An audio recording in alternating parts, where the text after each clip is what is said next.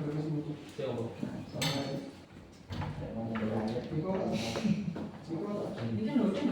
pagi anak-anak. Pagi. Gimana kabar kalian pada pagi hari ini? Alhamdulillah, luar biasa. Alhamdulillah. Baik, sebelumnya saya akan absensi dulu, tapi sepertinya kalian semua sudah lengkap. Tidak ada yang izin hari ini ya? Tidak, Pak.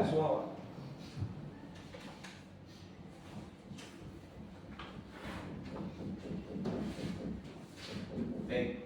Sebelum kita mulai pembelajaran, silakan untuk yang belum menyiapkan buku catatan kalian segera mempersiapkan. Kemudian untuk pakaian saya dirapikan dulu. Untuk masnya yang di depan, silakan dirapikan dulu. Lalu tempat duduknya dirapikan, diluruskan. Jika ada sampah silakan diambil, kemudian disimpan dulu untuk kemudian setelah selesai pembelajaran untuk dibuang. Baik, bisa kita mulai pembelajaran pada pagi ini? Assalamualaikum warahmatullahi wabarakatuh. Waalaikumsalam warahmatullahi wabarakatuh. Sebelum kita mulai pembelajaran hari ini, mari kita berdoa terlebih dahulu. Doa mulai. Raditu billahi rabba wa bil islami dina wa bi Muhammadin nabiyya wa rasula. Rabbi zidni ilman nafi'an warzuqni fahma. Rabbi shrah li sadri wa yassir li amri wahlul 'uqdatam min lisani yafqahu qawli. Baik. Pertemuan yang kemarin apa yang kita bahas? Muhammadiyah sebagai Gerakan dakwah. Apa yang dimaksud Muhammadiyah sebagai gerakan dakwah? Nahi mungkar. Dalilnya? Surah Al-Imran ayat 104, Pak. Ya tolong Mas Salman dibacakan. A'udzu billahi minasyaitonir rajim. Wa takum minkum ummatun yad'una ilal khairi wa ya'muruna bil ma'rufi wa yanhauna 'anil munkar wa ulaika humul muflihun. Artinya juga, Pak. Hendaklah ada di antara kamu segolongan orang yang menyeru kepada kebajikan, menyuruh berbuat yang ma'ruf dan mencegah dari hal yang mungkar. Mereka itulah orang-orang beruntung. Baik, jadi pada intinya kemarin Muhammadiyah sebagai gerakan dakwah adalah untuk amar ma'ruf nahi mungkar, untuk berbuat kebaikan, mengajak kebaikan dan mencegah kemungkaran.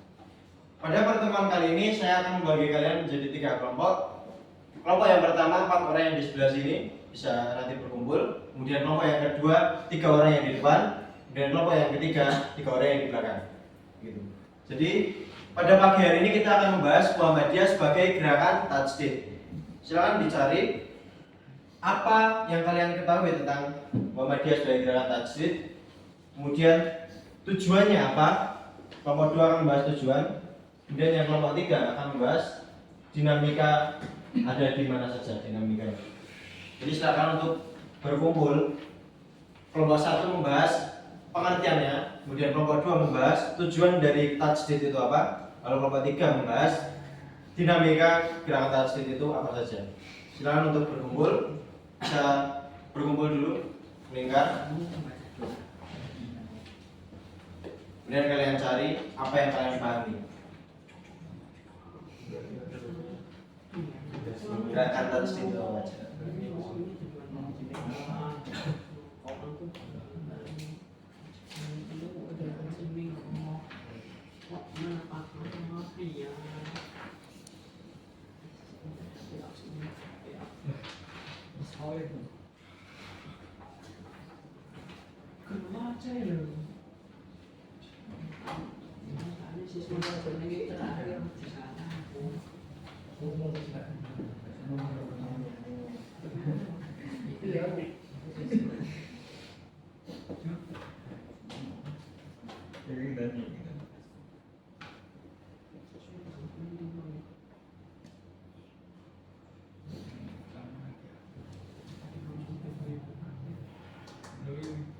Sudah ketemu?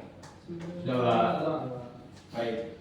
Silakan untuk yang kelompok pertama 1 orang perwakilan kelompok bisa membacakan hasil diskusi kalian tentang pengertian Muhammadiyah sebagai gerakan tajdid. pengertian tajdid, yaitu tajdid secara kebahasaan atau logawi berarti pembaruan, yang proses pembaruan yang memperbarui sesuatu yang dipandang usang atau rusak. Terus menghidupkan ajaran Quran dan Sunnah yang telah banyak ditinggalkan umatnya, dan memurnikan pemahaman dan pengamalan agama Islam dari hal-hal yang tidak berasal dari Islam. Gitu, Pak. Baik, dia masuk ke kelompok pertama. Jadi pada kelompok pertama membahas pengertian tajdid itu apa? Tajdid adalah pembaharuan, pemurnian, dan juga pelepasan atau bisa dibilang dari hal-hal yang salah sebelumnya. Jadi Muhammadiyah sebagai gerakan tajdid adalah Muhammadiyah datang untuk memurnikan. Pada awalnya Muhammadiyah datang untuk memurnikan Islam dari sebelum-sebelumnya yang masih berkaitan dengan Hindu dan Buddha. Jadi Muhammadiyah datang untuk melepaskan atau memurnikan Islam kembali ke Al-Quran dan As-Sunnah.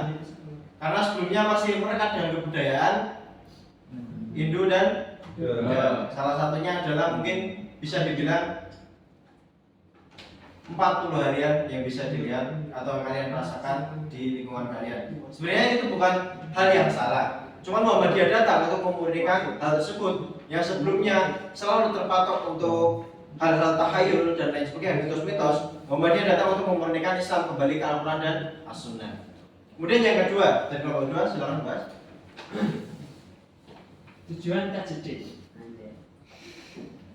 Tolong mulainya diperhatikan ya Mas.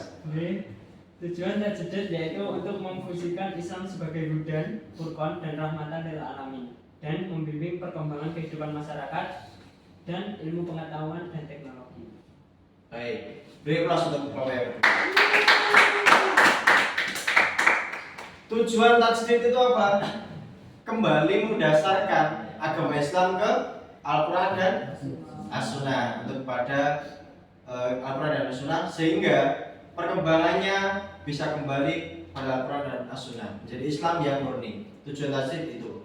Jadi selain untuk mendasari itu, Muhammadiyah juga sebagai pembaruan tentang Islam ini mau dibawa kemana, kemudian apa yang ada di dunia-dunia luar yang bisa diterapkan, diimplementasikan dari Islam untuk berkemajuan.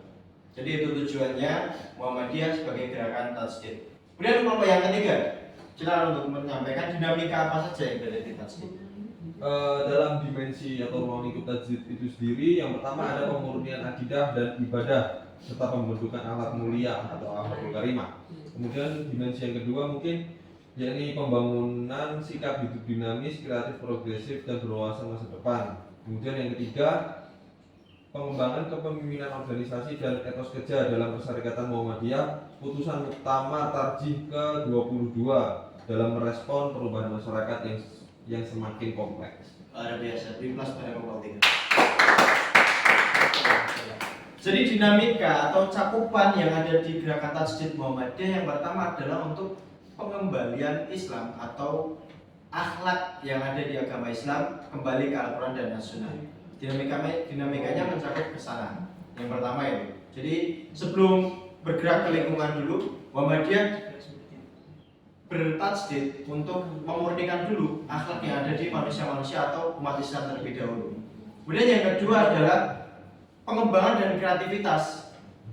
Jadi dengan adanya tajdid, Islam berkemajuan, bisa membaharui, mencari strategi, mencari teknologi yang ada di dunia luar, kemudian diterapkan dan diimplementasikan dengan Al-Quran dan As-Sunnah sehingga Islam menjadi berkemajuan.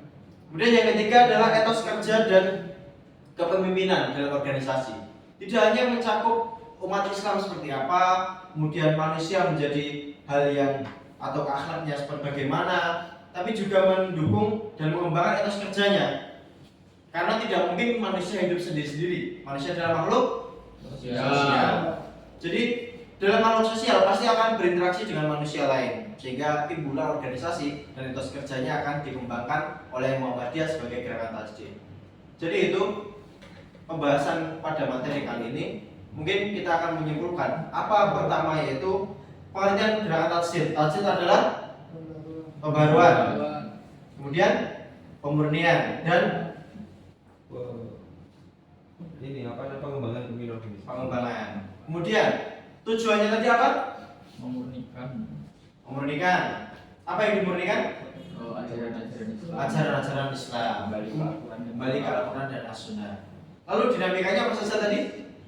Pertama ada pemurnian akidah, Kemudian akidahnya, pembangunan sikap, pembangunan sikap, dan pengembangan pemimpinan organisasi. pengembangan kepemimpinan dan organisasi. Jadi itu pada materi kita kali ini.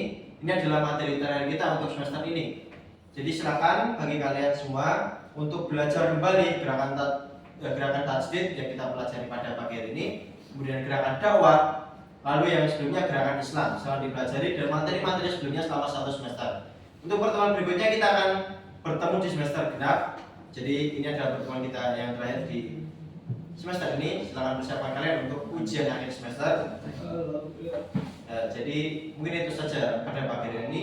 Kita tutup dengan baca hamdalah dan kafaratul majelis. Subhanallahumma wa bihamdika asyhadu an la ilaha illa anta astaghfiruka wa atubu ilaik.